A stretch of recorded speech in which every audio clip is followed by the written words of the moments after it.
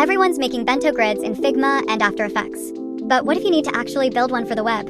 Here's the code I delivered to a real client, pure CSS, fully animated. Title: Animated Bento Grid. Now let's take a closer look at this section of the layout, which starts with the container called div class equals grid.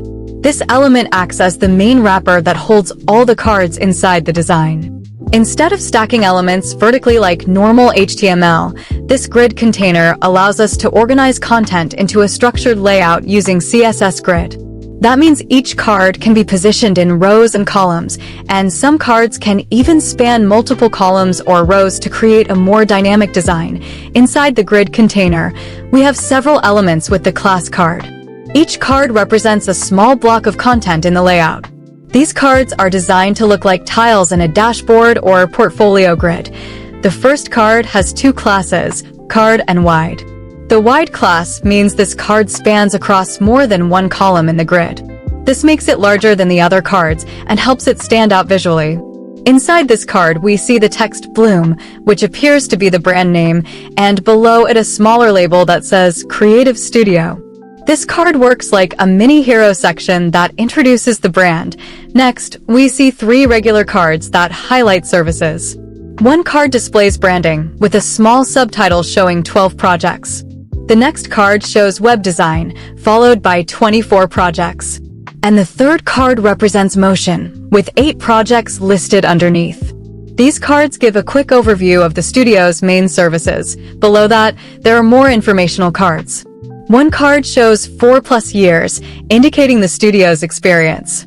Another card shows 44 clients, which provides credibility and social proof. Further down the grid, we see another wide card displaying a testimonial quote that says, "Amazing work," followed by Sarah, CEO. Testimonials like this help build trust with visitors. Next, there is a tall card labeled "Work with Us." Because it spans multiple rows, it becomes more noticeable and functions as a call to action. Finally, the last wide card highlights a project titled Nike Campaign with the year 2024, showcasing a featured portfolio piece within the grid layout. Now let's link CSS to HTML. Now let's look at the CSS that sets up the layout. First, we reset some default browser styles using the universal selector. Here we remove the default margin and padding, and we set box sizing to border box so that padding and borders are included in an element's total width and height.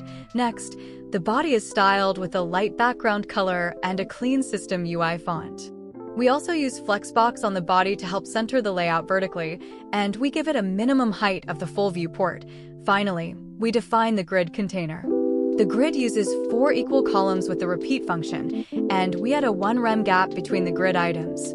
We also set a maximum width of 1000 pixels and center the grid on the page so the layout stays clean and responsive. Now let's style the cards inside the grid. The dot card class controls the main appearance.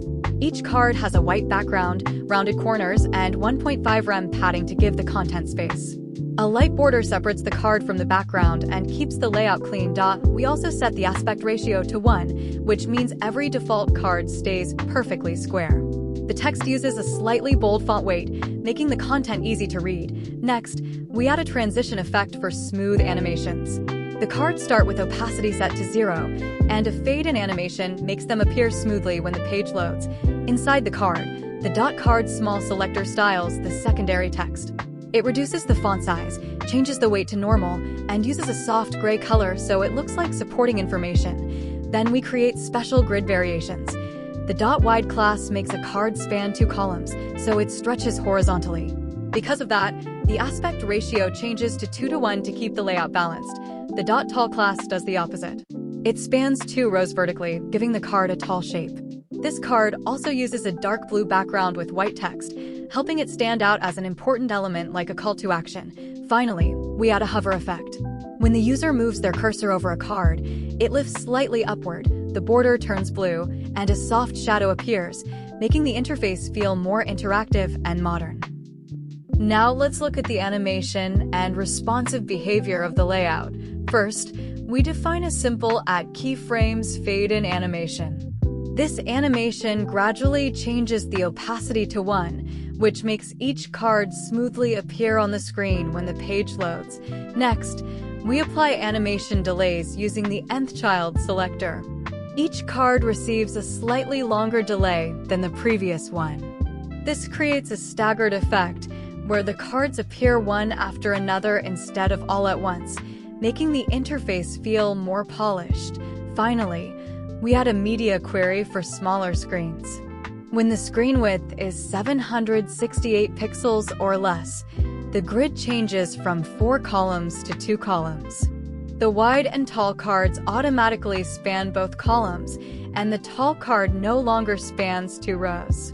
This keeps the layout clean, balanced, and mobile-friendly. And that's how you create an animated Bento grid layout using CSS Grid. If this helped you, like the video and subscribe for more HTML, CSS, and web design tutorials. Thanks for watching, and I'll see you in the next one.